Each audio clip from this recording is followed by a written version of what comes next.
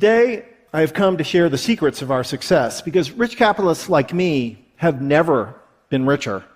So the question is, how do we do it? How do we manage to grab an ever-increasing share of the economic pie every year?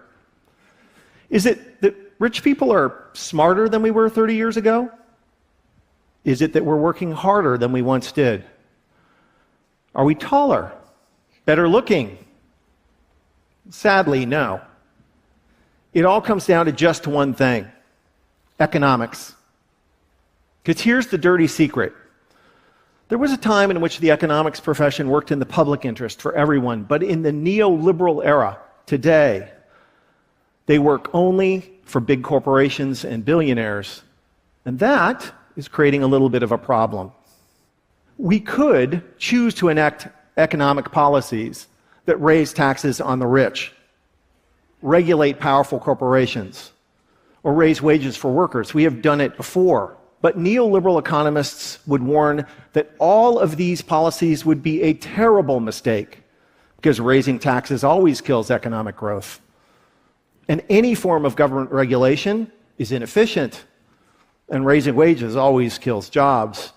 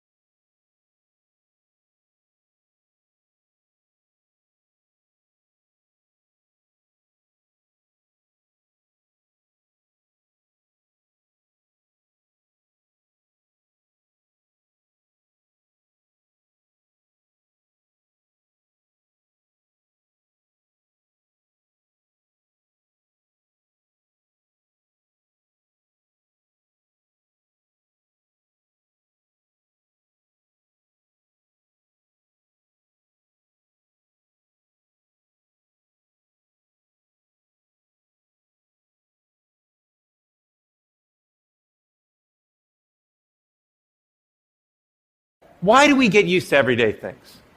Well, as human beings, we have limited brain power. And so our brains encode the everyday things we do into habits, so we can free up space to learn new things. It's a process called habituation, and it's one of the most basic ways as humans we learn. Now, habituation isn't always bad. Remember learning to drive? I sure do. Your hands clenched at 10 and 2 on the wheel, looking at every single object out there, the cars, the lights, the pedestrians, is a nerve-wracking experience. So much so that I couldn't even talk to anyone else in the car, and I couldn't even listen to music. But then something interesting happened. As the weeks went by, driving became easier and easier. You habituated it. It started to become fun and second nature. And then you could talk to your friends again and listen to music. So there's a good reason why our brains habituate things. If we didn't, we'd notice every little detail all the time. It would be exhausting, and we'd have no time to learn about new things. But sometimes habituation isn't good. If it stops us from noticing the problems that are around us, well, that's bad. And if it stops us from noticing and fixing those problems, well, then that's really bad.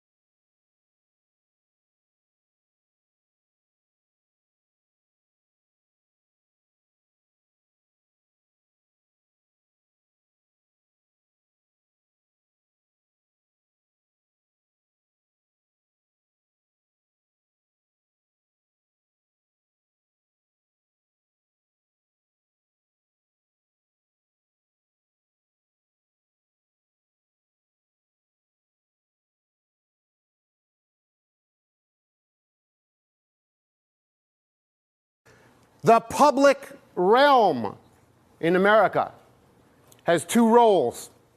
It is the dwelling place of our civilization and our civic life, and it is the physical manifestation of the common good. And when you degrade the public realm, you will automatically degrade the quality of your civic life and the character of all the enactments of your public life and communal life that take place there. The public realm comes mostly in the form of the street in America because we don't have the 1,000-year-old cathedral plazas and market squares of older cultures. Your ability to define space and to create places that are worth caring about all comes from a body of culture that we call the culture of civic design.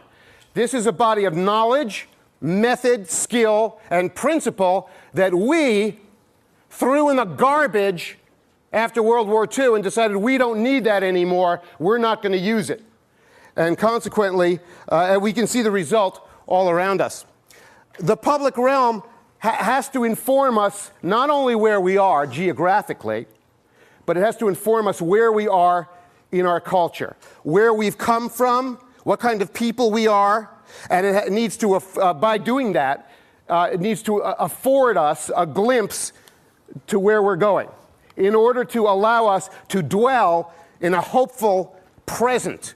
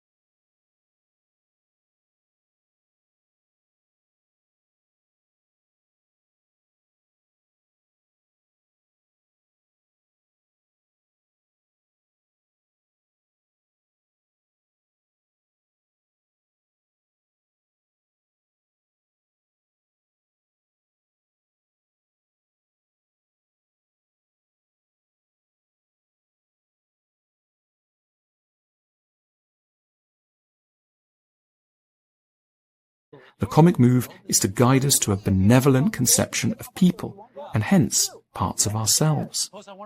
Comedy also does a great job at reducing power imbalances. It's hugely reassuring to see the powerful laughing at themselves. Finding oneself comical is a token of maturity. It means being able to see one's faults without being too defensive about them. Humor often provides a mechanism whereby the powerless, or at least the less powerful, can give constructive but pointed feedback to the powerful. Monty Python was particularly focused on this task. The Philosopher's Football match mocks the great figures of intellectual history. It's funny because we've been intimidated so deeply in the past by intellectual bullies who made us feel small with their reading of Wittgenstein or Schopenhauer. And now they're shown as being completely rubbish at football and yet seriously involved in the game. Comedy isn't just a bit of fun. The comic perspective is a central need of a society. It enables us to cope much better with our own follies and disappointments, our troubles around work and love, and our difficulties enduring ourselves. Comedy is waiting to be reframed as a central tool in a better society.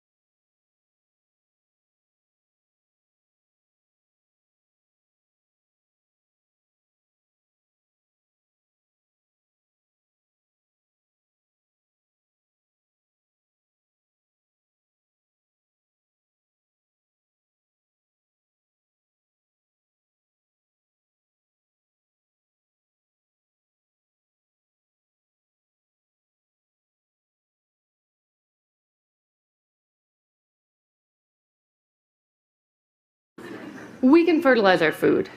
Each one of us is pooping and peeing something that could fertilize half or maybe all of our food, depending on our diet. And that dark brown poo in the toilet is dark brown because of what? Dead stuff, bacteria. That's carbon. And carbon, if we're getting that into the soil, is going to bind to the other minerals and nutrients in there. Boom, healthier food. Voila, healthier people. And chemical fertilizers, by definition, don't have carbon in it. Imagine if we could move our animal manure and our human manure to our soil. We might not need to rely on fossil fuel-based fertilizers, mine minerals from far away. Imagine how much energy we could save. Now, some of us are concerned about industrial pollutants contaminating this reuse cycle. That can be addressed. But we need to separate our discomfort about talking about poo and pee so we can calmly talk about how we want to reuse it and what things we don't want to reuse. And get this, if we change our approach to sanitation, we can start to slow down climate change. Remember that carbon in the poop? If we can get that into our soil bank, it's going to start to absorb carbon dioxide that we put into the air. And that could help slow down global warming.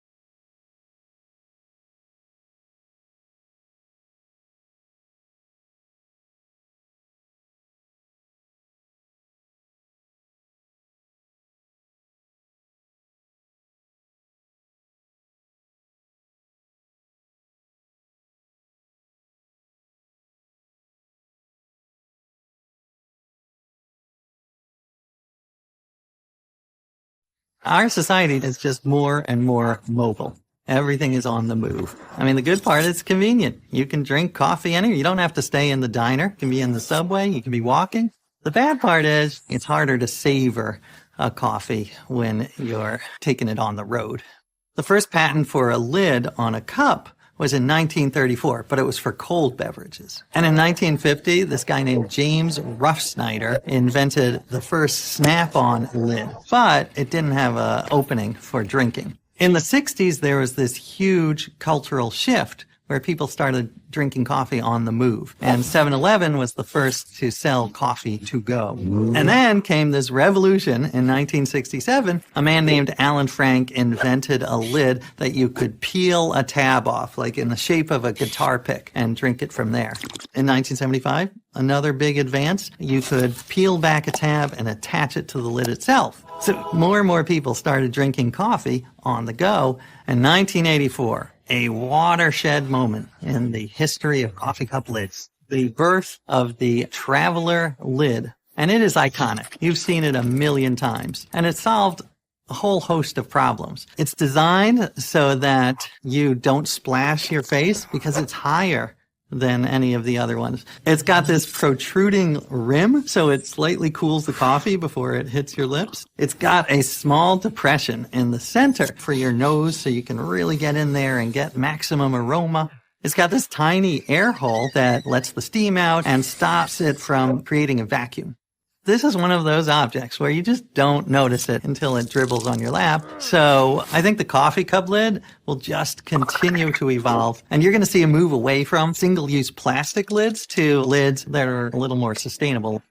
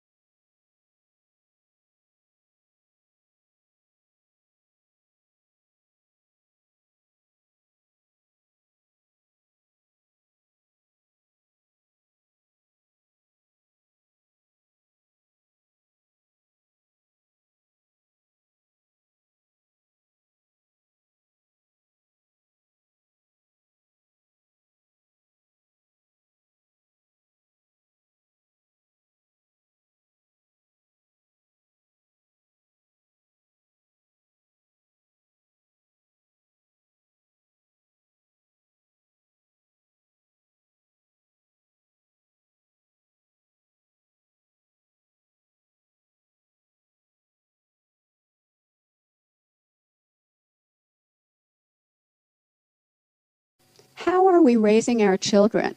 Are we raising them for now instead of yet? Are we raising kids who are obsessed with getting A's? Are we raising kids who don't know how to dream big dreams? Their biggest goal is getting the next A or the next test score?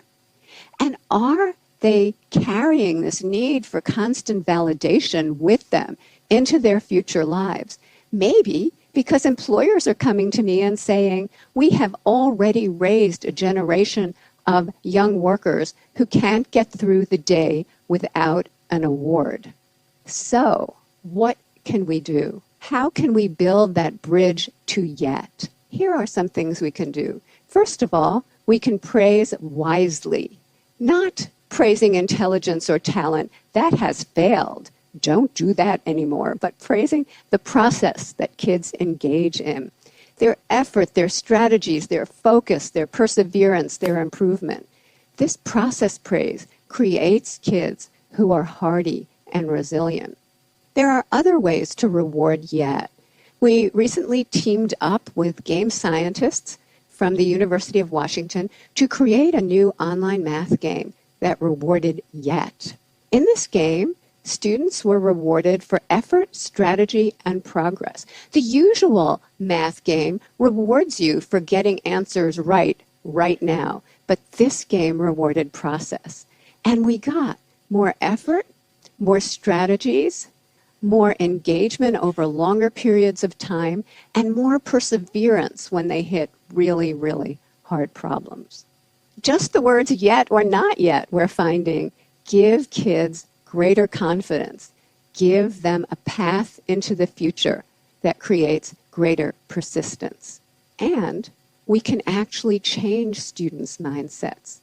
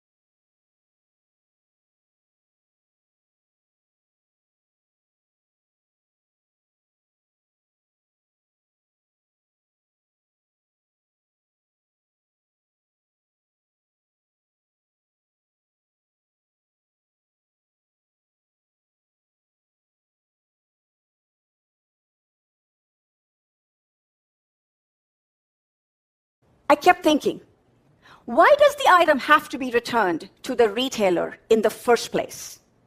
What if there was another way? A win-win for everyone. What if, when a person is trying to return something, it could go to the next shopper who wants it and not the retailer? What if, instead of a return, they could do what I call a green turn? Consumers could use an app to take pictures of the item and verify the condition while returning it. Artificial intelligence systems could then sort these clothes by condition, mint conditioned or slightly used, and direct it to the next appropriate person.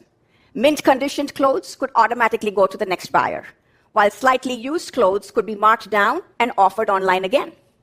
The retailer can decide the business rules on the number of times a particular item can be resold.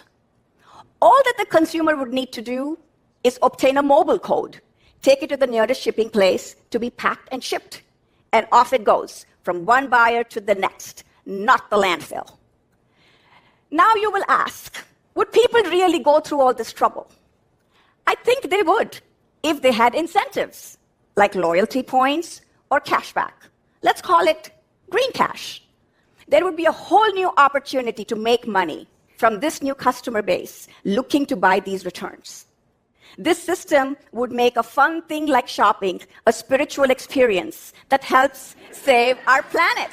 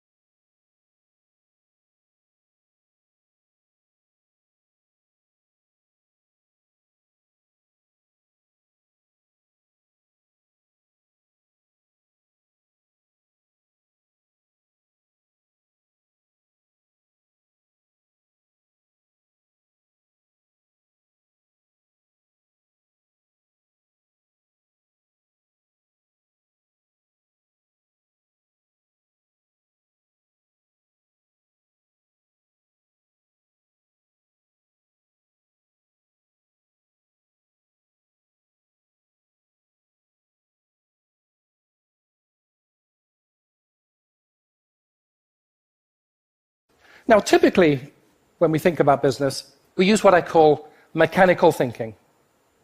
We set goals, we analyze problems, we construct and we adhere to plans, and more than anything else, we stress efficiency and short-term performance. And don't get me wrong, this is a splendidly practical and effective way of addressing relatively simple challenges in relatively stable environments. It's the way that Bob, and probably many of us, myself included, process most business problems we're faced with every day. In fact, it was a pretty good mental model for business overall until about the mid-1980s, when the conjunction of globalization and a revolution in technology and telecommunications made business far more dynamic and unpredictable. But what about those more dynamic and unpredictable situations that we now increasingly face? I think in addition to the mechanical thinking, we now need to master the art of biological thinking, as embodied by our 6 principles.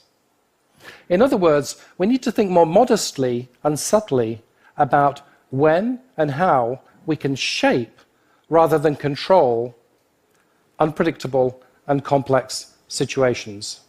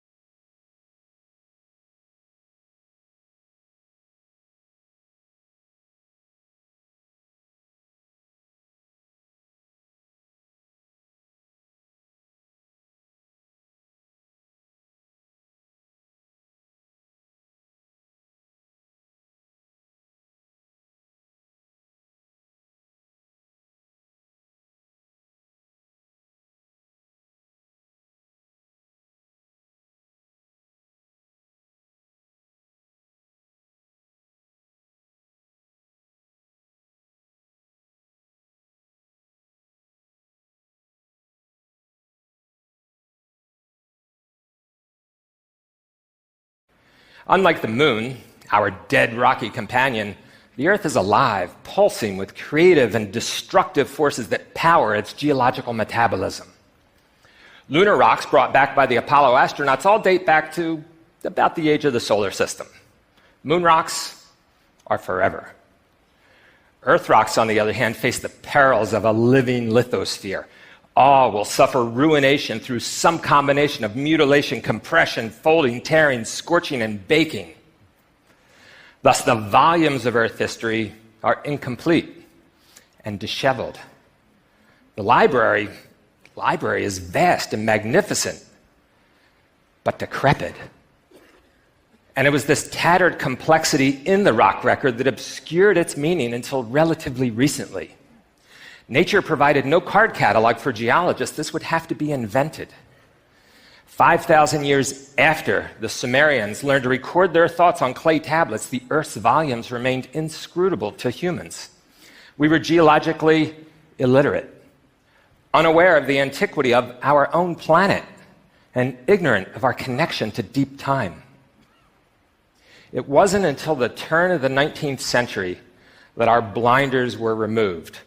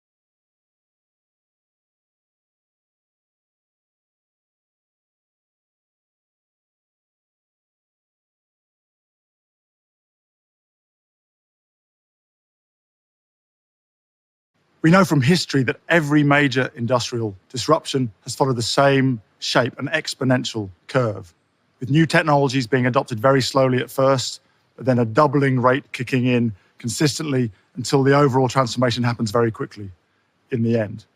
It's a movie we've seen many times before, whether from horses to cars, from valves to transistors, or landlines to mobile phones. And we understand how it works. Initially, the cost of technology is high, but as we learn through volume adoption, the cost goes down and adoption goes up. Best example right now would be electric batteries, consistently coming down in cost by 20% a year for the last 10 years. And as the volume of adoption grows, especially with electric vehicle sales growing, we can be confident that the costs of that technology will continue to go down, driving that exponential growth. We set these exponential goals because we believe in the power of human innovation. Engineers love these goals, these stretch targets. It's what they live for.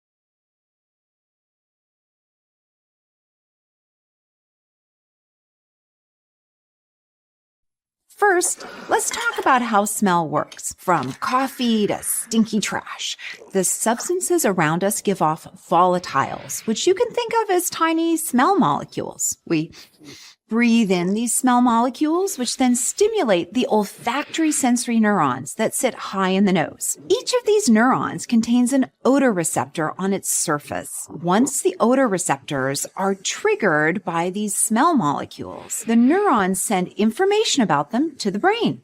Here's what I think is so cool. The brain not only categorizes that information as a particular odor, it may also begin to associate feelings like pleasure or disgust and other moods and emotions with that odor for future reference. For example, you sniff bacon.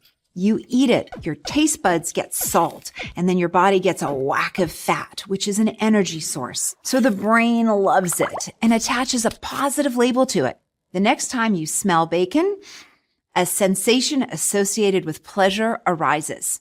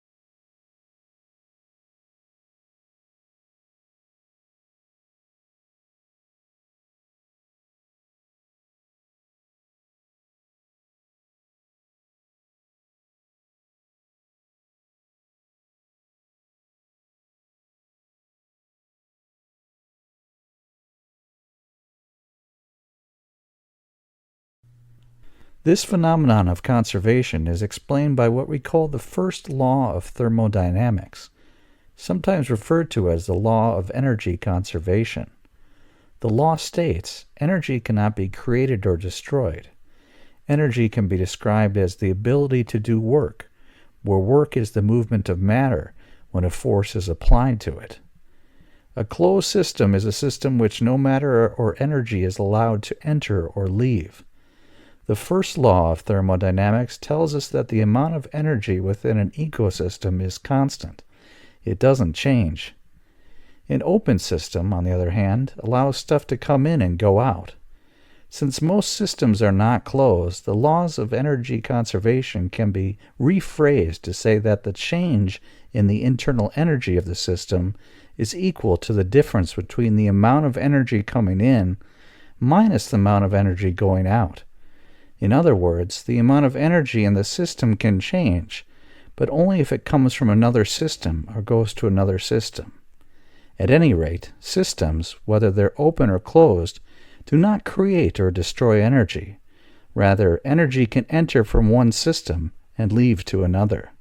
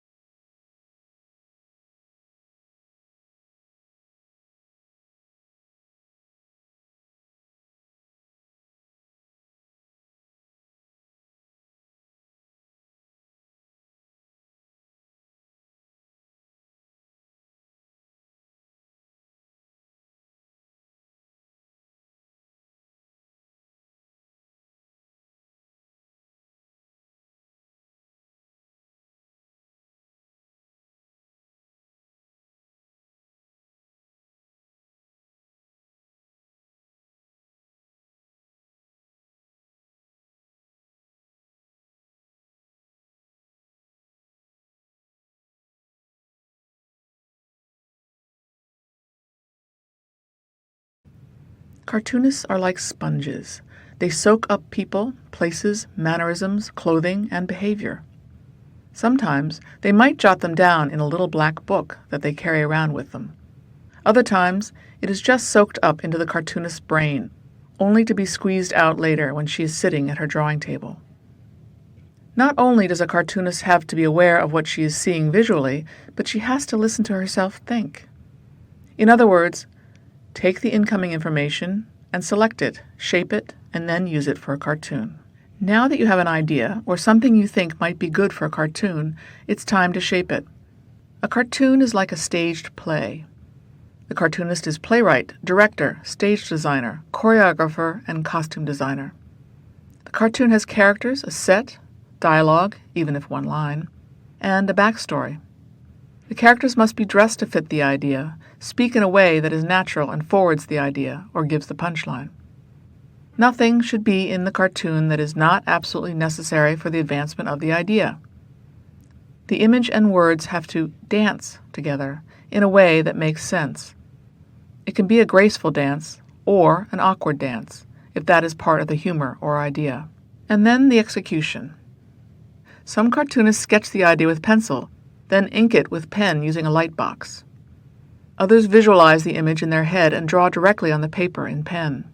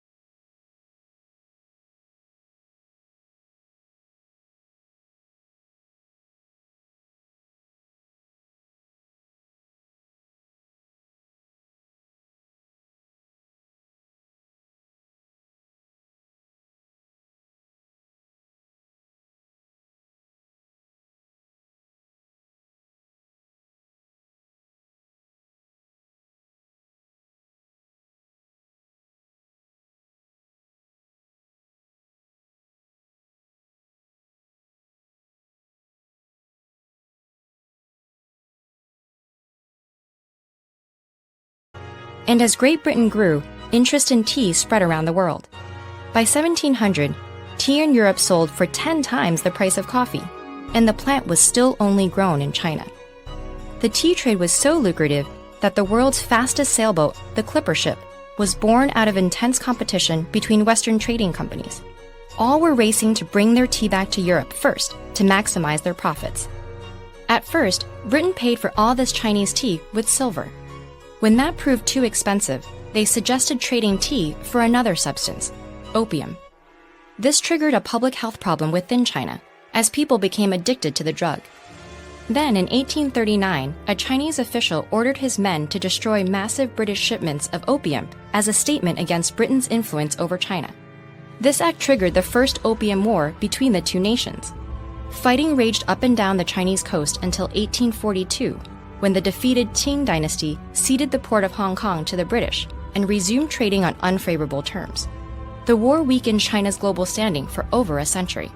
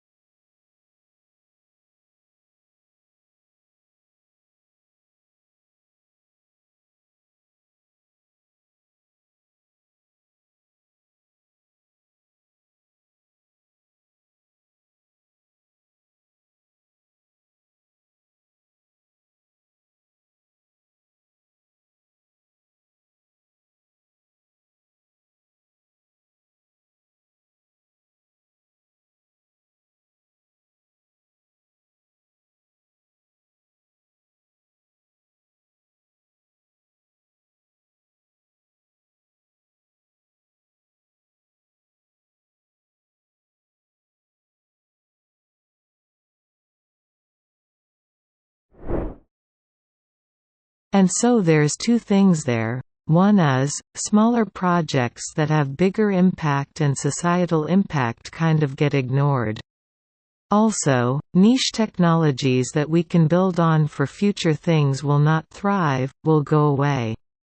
A lot of the things that we're reaping the benefit of today was because of the basic scientific research that we funded in the 60s and the 70s and the 80s. So if they stop doing that kind of funding by the government, after a while we just won't have anything to build on top of. We'll just be advertising to each other, and connecting with each other on social media. And that's it. And that's not where we want to end up. So there is a role for government, in terms of promoting scientific research, for both the sake of scientific research and also for commercializing the scientific research. The government is the only entity that can take a slightly longer point of view, in terms of these developments. But I think it's good for that to happen. Because sometimes good ideas need a little bit of funding, before they can become bigger ideas.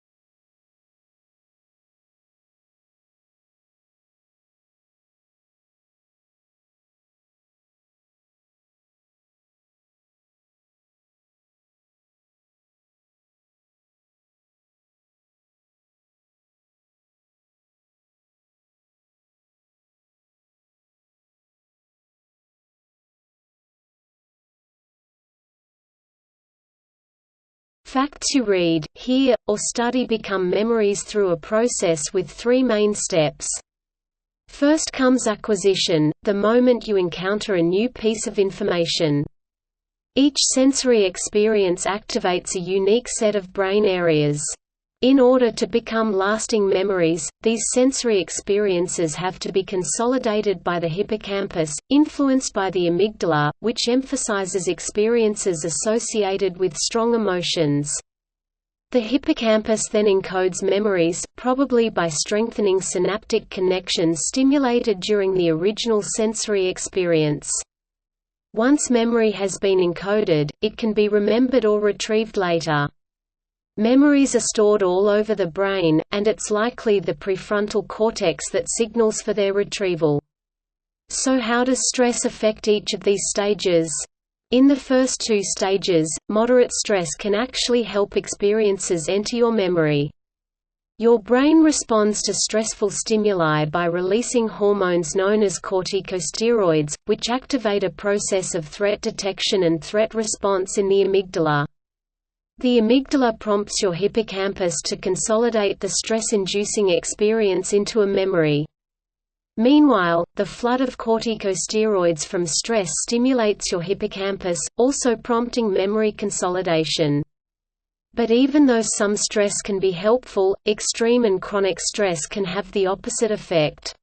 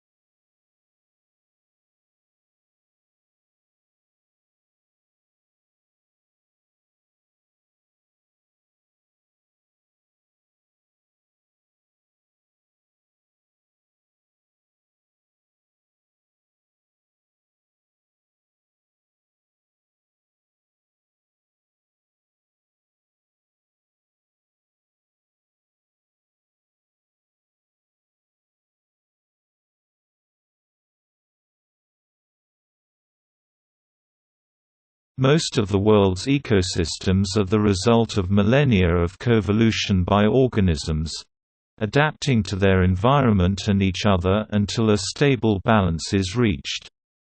Healthy ecosystems maintain this balance via limiting factors, environmental conditions that restrict the size or range of a species.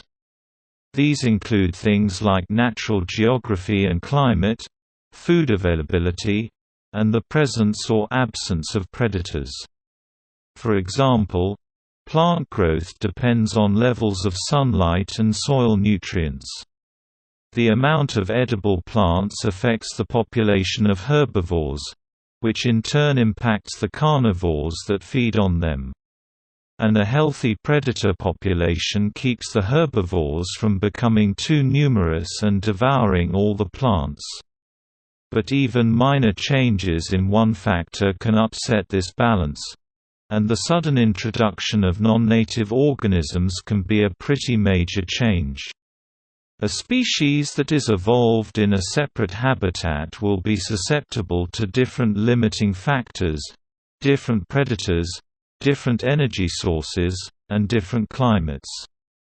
If the new habitat's limiting factors fail to restrict the species' growth, it will continue to multiply, out-competing native organisms for resources and disrupting the entire ecosystem.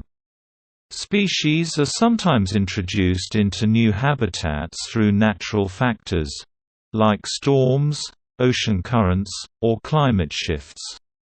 The majority of invasive species, though, are introduced by humans.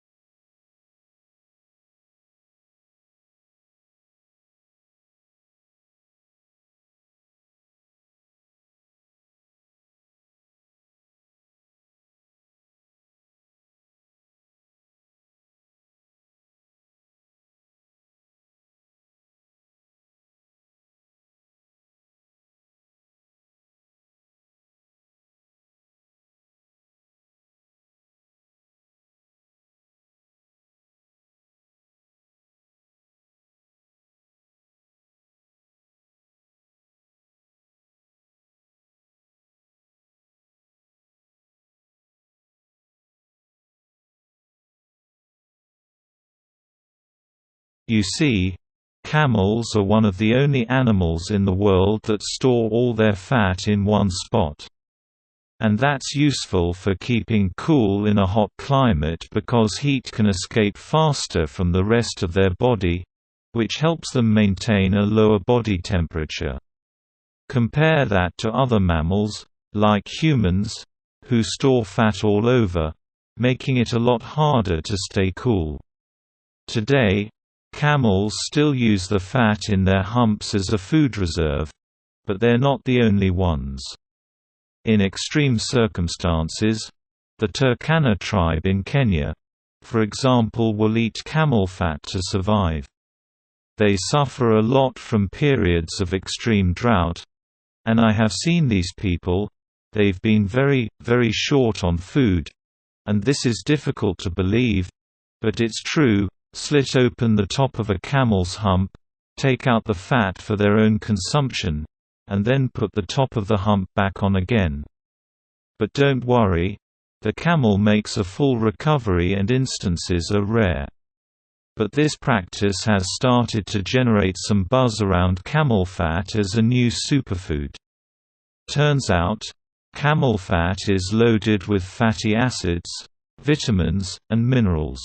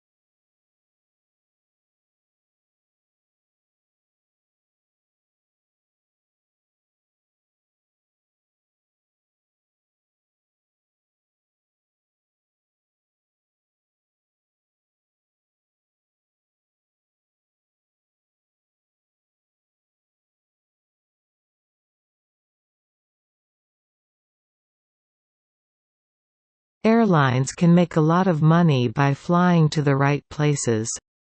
British Airways, for example, long ago cemented themselves as the leader on the London Heathrow to New York JKF route, and flying between these two airports now earns them over $1 billion per year. That's more than any airline makes on any other route in the world. Conversely, though, airlines can lose a lot of money by flying to the wrong places. American Airlines, for example, recently canceled their Chicago to Beijing flight as it was losing them tens of millions of dollars per year. Now, the fact that this route failed might be puzzling considering it flew between the world's 50th and the world's 7th largest city. Even more, they were flying the 787-8 Dreamliner, the smallest plane they could on this route. Nonetheless, it was truly a financial disaster. The airline said that, in terms of annual revenue, the route was $80 million away from their target. The truth is that deciding where to fly is a lot more complicated than pairing up the largest cities. It's an art that people spend their whole lives mastering, and the difference between an airline that's good at route planning and one that's bad. This can be the difference between a profitable airline and a defunct one.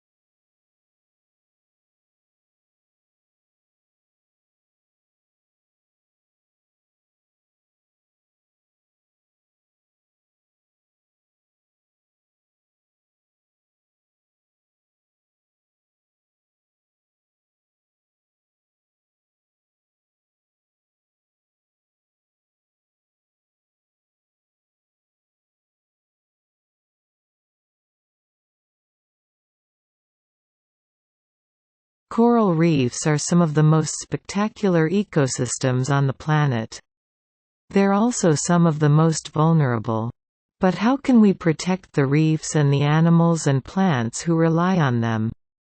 And how can we make sure our protected areas aren't hurting those people who use reefs to survive? These are some of the big questions facing marine conservation biologists today. Let's take Fiji, for example. Fiji is a series of islands in the South Pacific Ocean. To help balance the need for conservation and making a living, scientists had suggested that instead of one big park which provides a lot of coverage for one reef system while leaving the rest unprotected, a better way is to create a system of protected areas nested together like pearls on a string. This idea is called connectivity. In this way, scientists can protect lots of different habitats while not excluding people from their traditional fishing grounds. Now, the only way this string of pearls kind of reserve network is going to work is if each park is connected to other parks.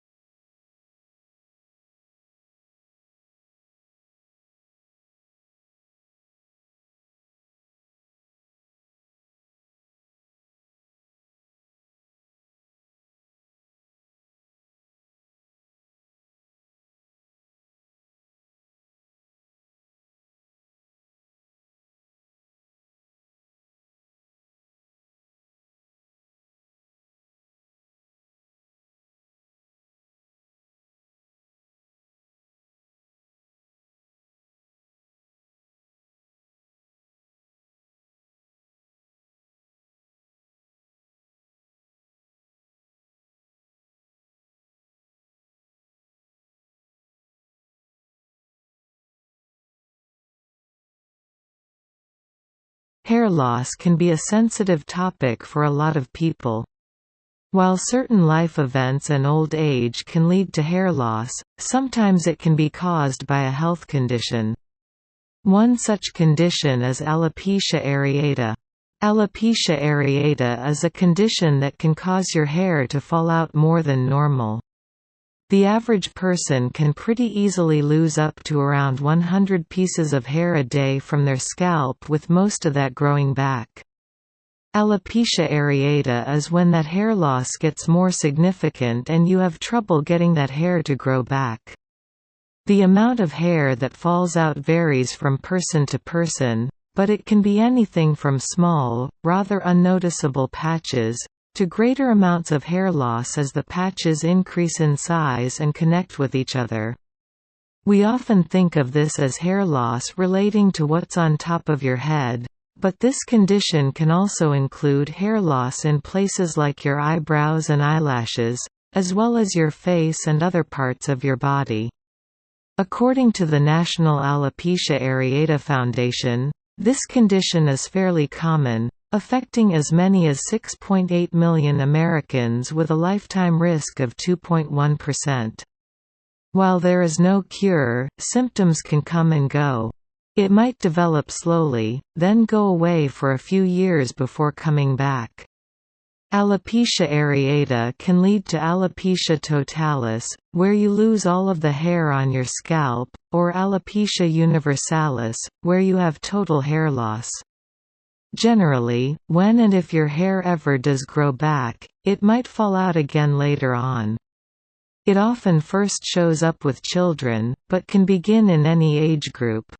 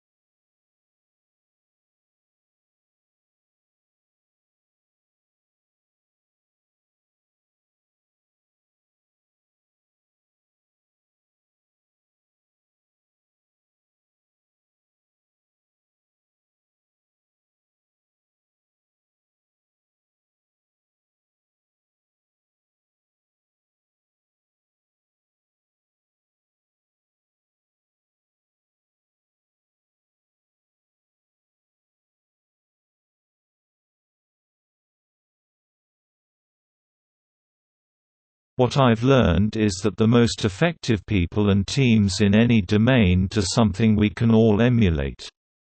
They go through life deliberately alternating between two zones: the learning zone and the performance zone. The learning zone is when our goal is to improve. Then we do activities designed for improvement, concentrating on what we haven't mastered yet, which means we have to expect to make mistakes, knowing that we will learn from them. That is very different from what we do when we're in our performance zone, which is when our goal is to do something as best as we can, to execute. Then we concentrate on what we have already mastered and we try to minimize mistakes. Both of these zones should be part of our lives, but being clear about when we want to be in each of them, with what goal, focus and expectations, helps us better perform and better improve. The performance zone maximizes our immediate performance, while the learning zone maximizes our growth and our future performance. The reason many of us don't improve much despite our hard work is that we tend to spend almost all of our time in the performance zone. This hinders our growth, and ironically, over the long term, also our performance.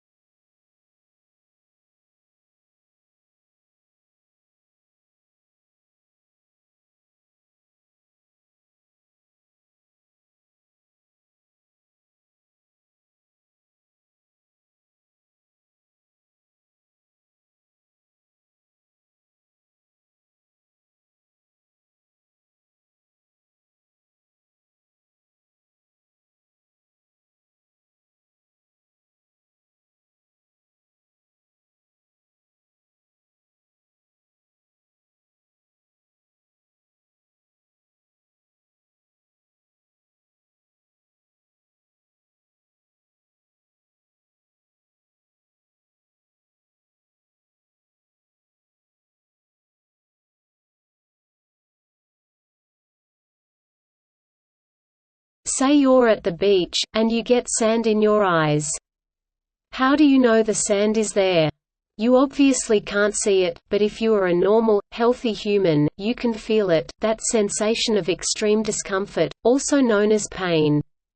Now, pain makes you do something, in this case, rinse your eyes until the sand is gone. And how do you know the sand is gone? Exactly because there's no more pain. There are people who don't feel pain. Now, that might sound cool, but it's not. If you can't feel pain, you could get hurt, or even hurt yourself and never know it. Pain is your body's early warning system. It protects you from the world around you, and from yourself. As we grow, we install pain detectors in most areas of our body. These detectors are specialized nerve cells called nociceptors that stretch from your spinal cord to your skin, your muscles, your joints, your teeth and some of your internal organs. Just like all nerve cells, they conduct electrical signals, sending information from wherever they're located back to your brain. But, unlike other nerve cells, nociceptors only fire if something happens that could cause or is causing damage. So, gently touch the tip of a needle. You'll feel the metal, and those are your regular nerve cells. But you won't feel any pain. Now, the harder you push against the needle, the closer you get to the nociceptor threshold. Push hard enough, and you'll cross that threshold and the nociceptors fire, telling your body to stop doing whatever you're doing.